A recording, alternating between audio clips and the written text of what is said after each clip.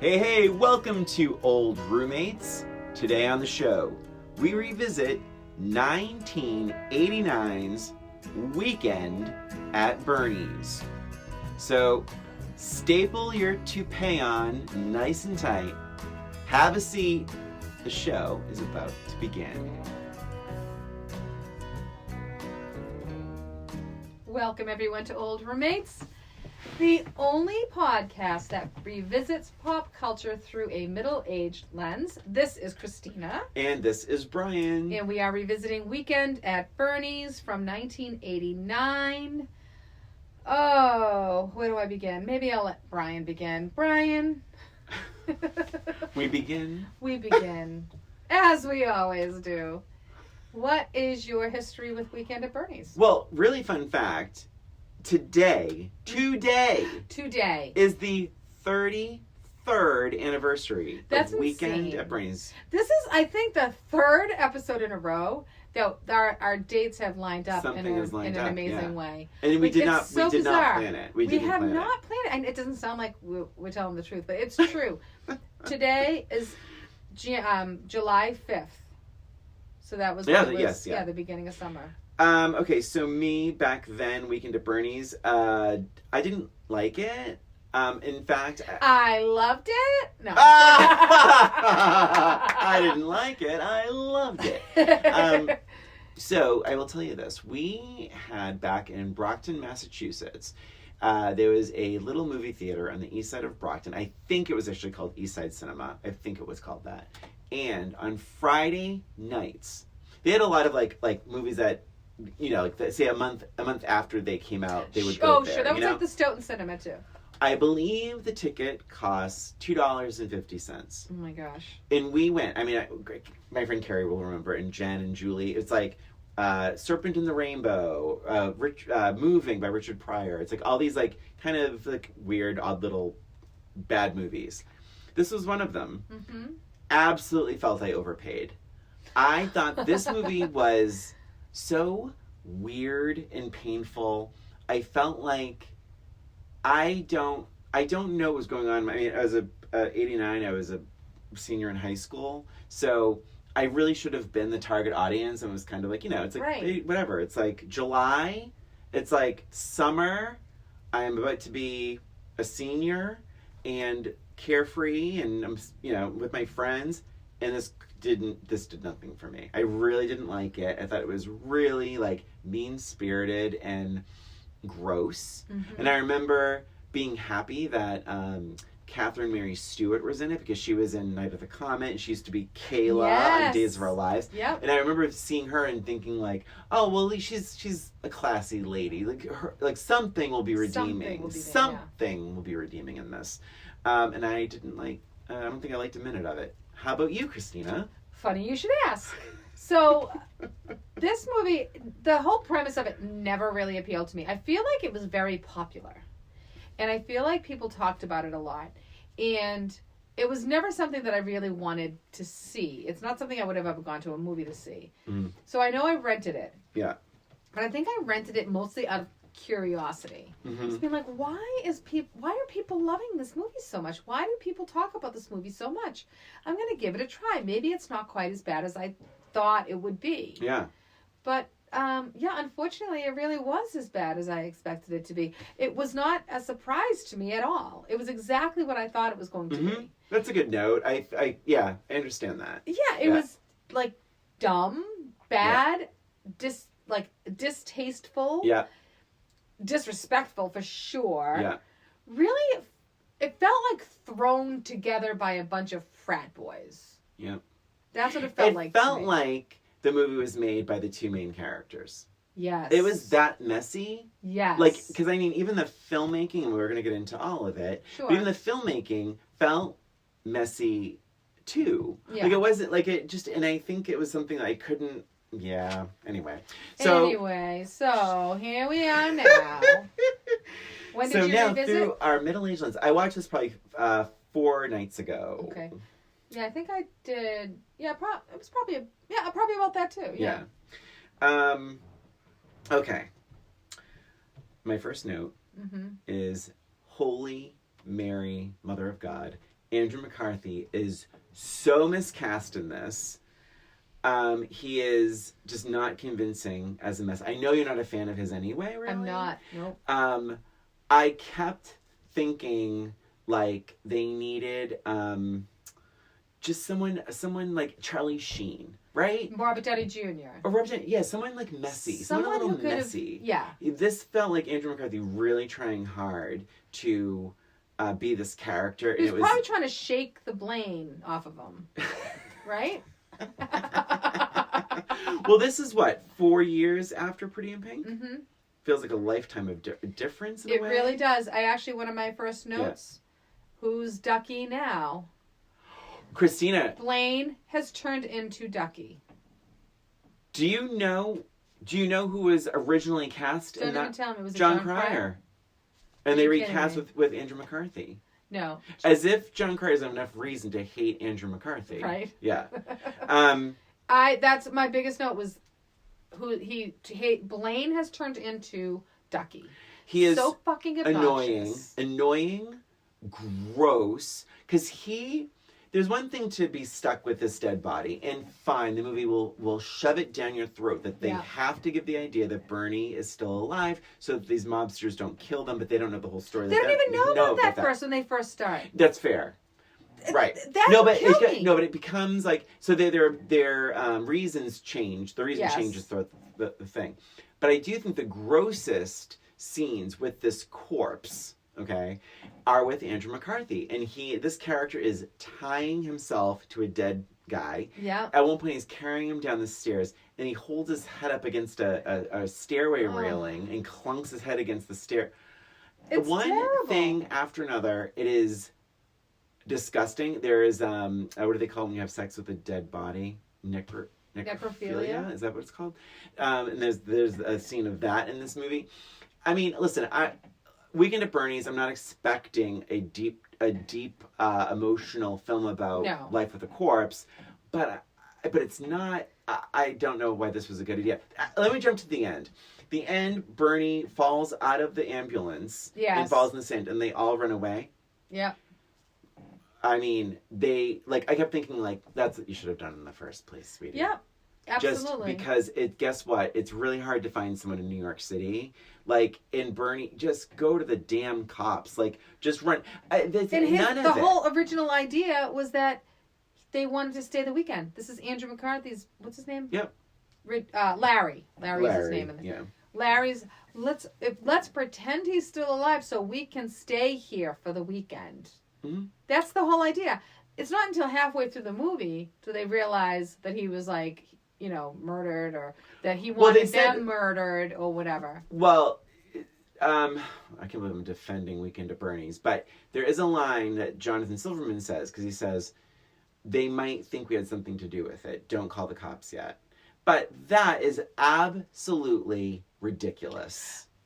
Yeah, but he wanted to call several times. And what was also ridiculous is every time he started to make a phone call, I'm going to call her Kayla because that's her name, but I forget her name in the show, but in the movie. But Gwen. It's Gwen. So Gwen, every time he goes to call the police, Gwen walks through the door. Yeah. And he goes,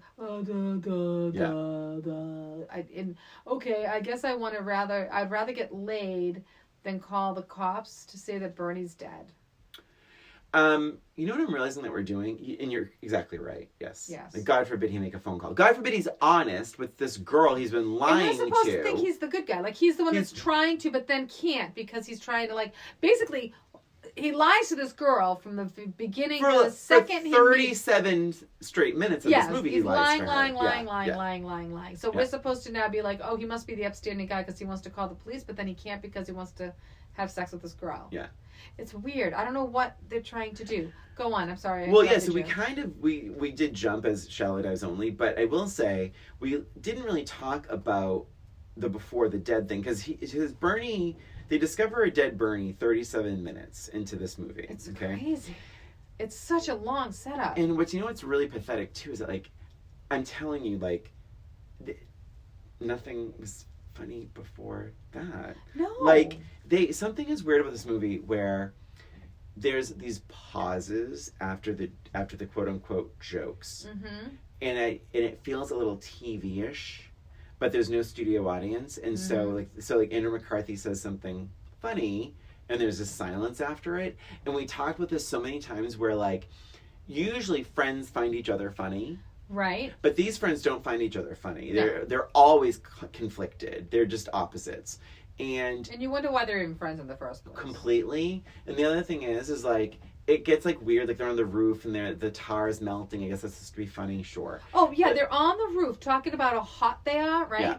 Yeah. It's like this hot day on the roof. Yeah. Which I wouldn't be on the roof. No, it was a hot day. On a black tar. And I certainly wouldn't be in a long sleeve shirt. Yeah. He was wearing a long sleeve sweatshirt. Yeah. Yeah. Who did this? Like, I know. Wardrobe. I don't understand. Put him in a freaking t-shirt. Tank top. Long sleeve. Just shirtless. Sweatshirt. You're up there and you're like, you're what, getting a tan? What is going on with you? Yeah, it's so weird. So I will say I laughed a total of once when Bernie, played by Terry Kaiser, I think that's his name, kept saying whatever. Anytime someone was talking too much, he'd go whatever. He's like, oh, whatever. Terry Kaiser, just a Golden Girls little footnote here. Yeah. He was in a couple of very big episodes of the Golden Girls. He was in an episode where Dorothy fell in love with a member of Beatlemania. Oh my gosh! Was he with Sonny? He was Ringo. Oh, Ringo. But the other one is earlier on in the series when they're trying to make it to the airport in time to go home for Christmas, and they have to pick up Rose at the grief center. Rose is the counselor. And they're getting ready to leave, and in walks a man dressed as Santa Claus with a gun, saying, "No one's going anywhere." And it's this actor, Terry Kaiser. So, yeah. I will say, I felt like he was the highlight, I guess the most impressive part of this whole movie. He knew the assignment, as they say, and I will also say, but I've never done cocaine in my life. He's like, the part of the joke is he's coked up all the time, right? Because Jonas kept like rubbing his nose and like massaging his gums and like doing little like weird nose, like, like teeth things. And like, I think he's trying to give the impression that he does coke all the time. Right, I think so too. All right. But I'm talking about after he's dead. I was impressed with. Like, I felt like he did a really good job of just being dead. Yeah. Because I was kind of watching him more than, because I couldn't really stand the other ones. So, but I thought he was really good at being dead. Sure. I think that might be hard to do. Carl watched some of it with me. Carl didn't like make it through the whole thing. For him. God bless him. Good for him. God bless him. So bless your heart. So, but Carl did say he's smirking. Did you notice that? But he always had a smirk on his face. I think the smirk came and went. You did? Oh, really? Yeah, think so? I don't think it was consistent, but it's fine. My one note I had that I didn't talk about with Gwen, I was like, wait, she's an intern? What is it about 80s actresses that look older? Yeah. And now it's like, I feel like girls might be look that Farrah Fawcett younger. hairdo. Yeah. Could be. The feathered. The blue eyeshadow. But also they did something weird with her where there was a lot of extreme close-ups on her. Yeah. I noticed that too. I thought she gave a natural performance. It was nice to see someone actually give a shit about a dead body when she realizes what's going on. Yeah, but I liked how she really didn't fall for him that hard. Yeah, she wasn't either. like a bimbo. She wasn't a bimbo. Stupid. Yeah, she probably had a similar reaction that I would be, just like when she just like walked out when this guy, like, he's obviously lying about who that guy. By the way, that's the director, the guy in the underwear. Oh, really? Yeah. Oh my god, that's funny. But he is that Robert Klein? Is that his name? Yeah, I think that's. Yeah. But he, like, when he's trying to say that he's like whatever, lying about who it is, and she just like got up and left. I'm like, yeah, that's the reaction I would have as well. Yeah. But I liked her. She seemed. Yeah, she's bad. I mean, certainly, normal. Yeah, I mean, I guess comparatively speaking, she was good. That's true. Yeah, I will say Andrew McCarthy looks like he can't keep a straight face through half of this movie. Yeah. That's his thing. He always has that stupid expression. True. That's why I don't like him. That's what his face looks like. So here's the thing. This is a note I have a few times in this movie where it's like I wrote, "How to drag a scene out forever" by Weekend at Bernie's. Oh boy. So the ferry. Oh, Yeah. how long was that fucking scene? A long, So here we go. long time. The ferry. Oh no, they're running to the ferry. They're going to miss the ferry. They're pushing people out of the way to catch the ferry. Now they're jumping on the ferry, but they miss it and they fall into the ferry. Oh my gosh. And then they realize that the ferry is not leaving. It's actually docking. Jesus Christ. That was hilarious, wasn't it? But it's similar, I'm jumping way ahead, to the speedboat. The speedboat, they show tying him up, getting on board, starting up the boat. He falls off. They spin around. There's a bumping on the boat. They see long setups. There are scenes with that boat ride where, I swear to God, Christina, it's like 4 times. They show these 2 guys fishing, right? And the boat is heading right towards them. The guys, the boat. The guys, the boat. The guys, the boat. Oh, I'm like, oh my God, I wonder what's going to happen. What would ever happen? Like, it's really... Oh, there's a lot of that stuff in this movie. And yeah. It was driving me... This is like a CNC. It was like driving me crazy. It was so spelled out. Like, you could see the quote-unquote joke coming from literally a mile away in that speedboat. Good one. Thank you. Yes, I 1000% agree. That boat scene was probably the most cringy scene. With him banging off that, yeah.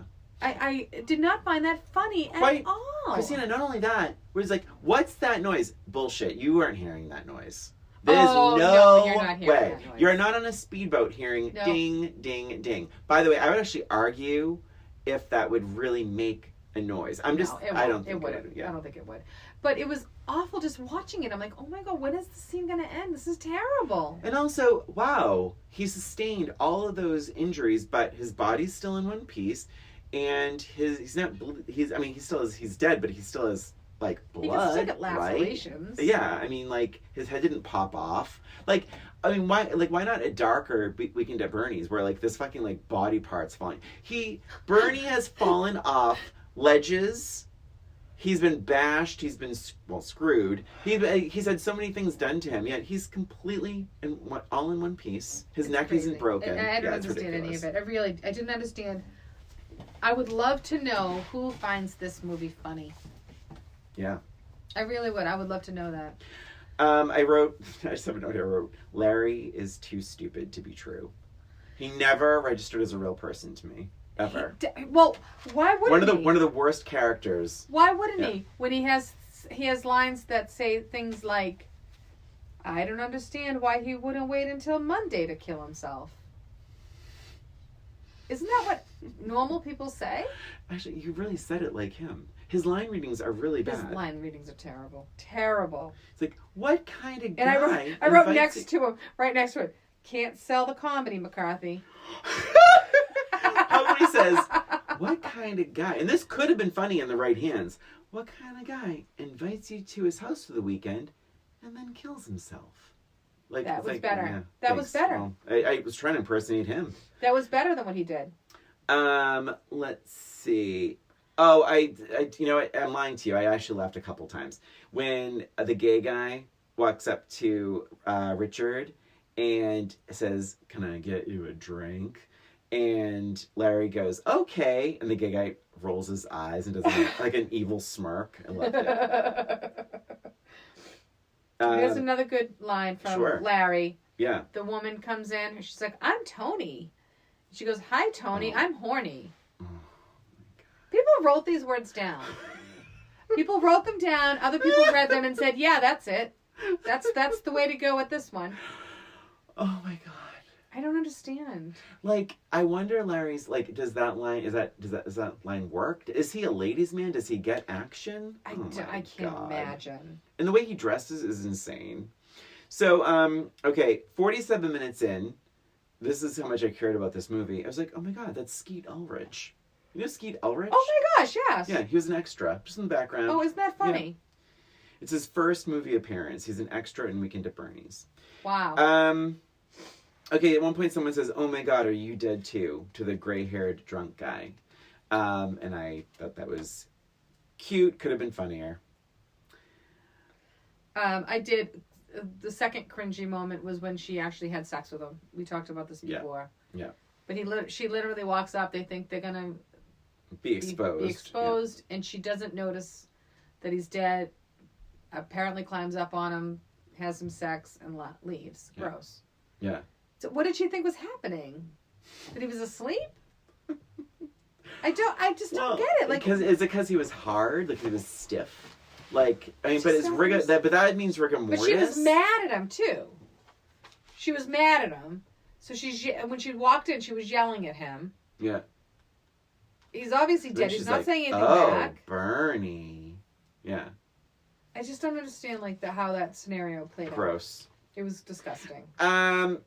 I wrote I'm just really all about Andrew McCarthy in this. The facial expressions of Andrew McCarthy are getting deranged. Mm-hmm.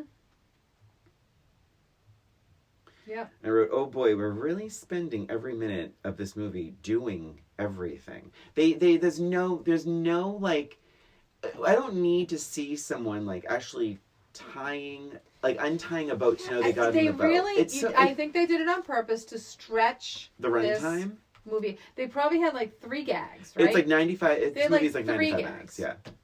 And then so they're like, okay, on the boat, have them wash up on the beach, and then have them have sex with somebody.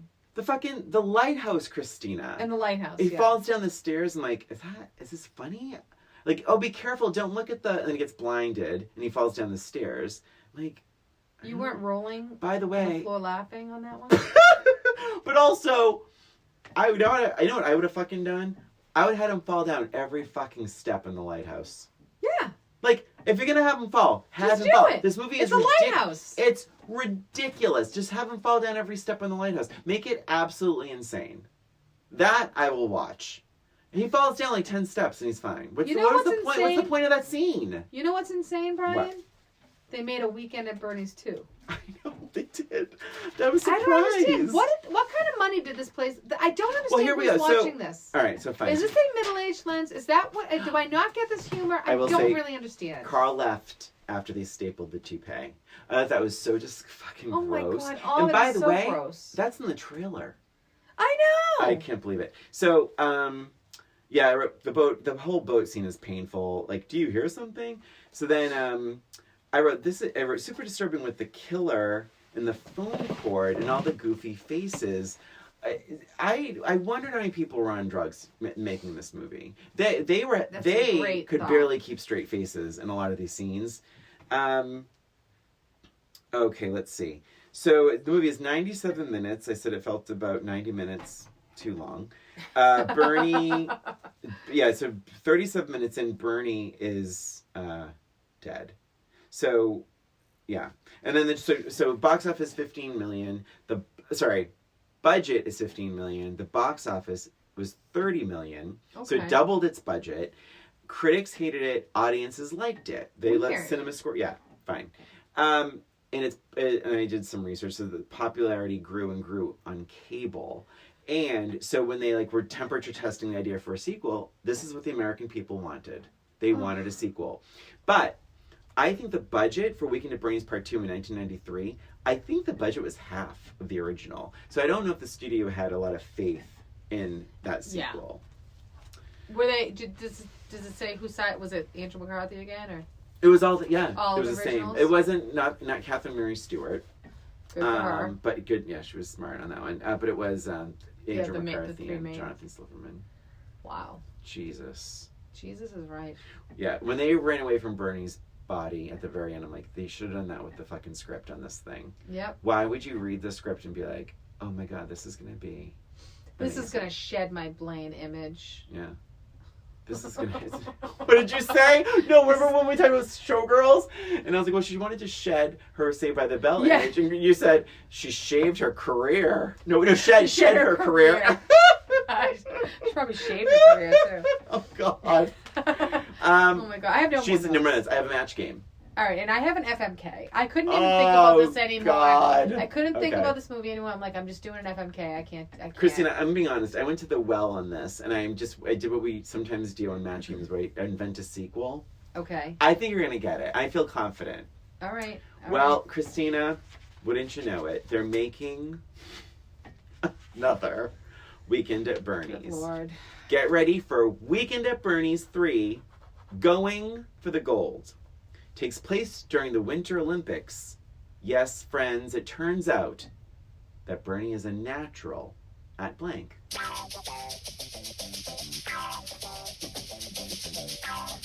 The Winter Olympics. Bernie is a natural at blank. Oh my god, what is Oh, it wait, called? I thought this was super easy. Maybe not. Oh, I forget the name of it. Oh, you just use layman's terms. I'm gonna write, okay. Please, we can get Bernie's. Wait, I almost had it. Urgh! Can I just look it up real quick? I want to say this answer, and I can't think of the name. Okay, good. Okay, ready? Yeah. Weekend at Bernie's 3, Going for the Gold, takes place during the Winter Olympics. Yes, Christina. Turns out Bernie is a natural at blank. Bobsled. Yeah! I knew it. See, I had a feeling that's what you would say. Yeah, bobsledding. That makes sense. See, that's why I had to look it up. All right, FMK. Oh yes, FMK. All right, so it's gonna be pretty obvious. My FMK: Larry, Richard, and Bernie. I know. Ooh. No, it's pretty dire. Larry is Andrew McCarthy. Bernie is the other guy, and God. Larry. Oh wait, and Richard is Jonathan Silverman. Yep. Oh man, this is tough. I'm just gonna go. I'm gonna go. I'm going for it. All right. I have my guesses for you. I'm so, taking and let this me a little just be seriously. clear Yeah, for a okay, second. yeah. Bernie before he dies. Okay, great. Even Okay. better. Yeah. Bernie before he dies. I don't want you to. Yeah, thank you. Yeah. Killing Larry. Yes, of course. Effing Bernie. Yes, and of marrying course. Richard. Yeah, Now, not here's- so hard. Not so Yeah, hard. thank That's you. exactly Would you what agree with that? Absolutely. Here's why, though. I would not F Larry, even though probably by pop culture standards he's the most attractive. I think people would say that. I do think people would say that. Maybe. Andrew McCarthy, he was a movie star. So here's the thing, though. I think Larry is the kind of person that after you were to hang out with him, so to speak, he would never stop calling you. Oh. Ever. Never. He No. would never stop. I think he would regret it the second it was over. He'd probably Yep. want to like high five after. He'd like, he just. I bet he's like really bad in bed Yeah. too. I bet he's like super quick. 20 seconds. Yeah. Right? Yeah. Yeah, and then he'll act like he's the man. Larry is a terrible movie character. Terrible. One of the worst. He made Weekend at Bernie's worse. Somehow. Somehow. And the other two are pretty obvious, I think. Yeah. Cool. All right, well, that's Weekend at Bernie's, folks. God. Rave reviews from the roommates. Oh, wait. Oh, that's right, Patreon. Patreon. We didn't mention Patreon. So on Patreon this week, we will be writing up our favorite gross out comedy. Yeah, because we're not prudes. I want to be clear about this. We're not prudes. We're not snobs. We're not like, oh, this is beneath us. Like, there are some really great gross out comedies. I enjoy many of them. But Christine and I are going to pick our favorite individual gross out comedies as a substitute for Weekend at Bernie's. Yes. I think it's really nice of us. I think so too. We are really nice people. And that's it for this episode of Old Roommates. Thank you for listening. For bonus content, please visit us at patreon.com/oldroommates. And follow us on social media, Instagram, Facebook, at Old Roommates. Thanks for listening. Until next time.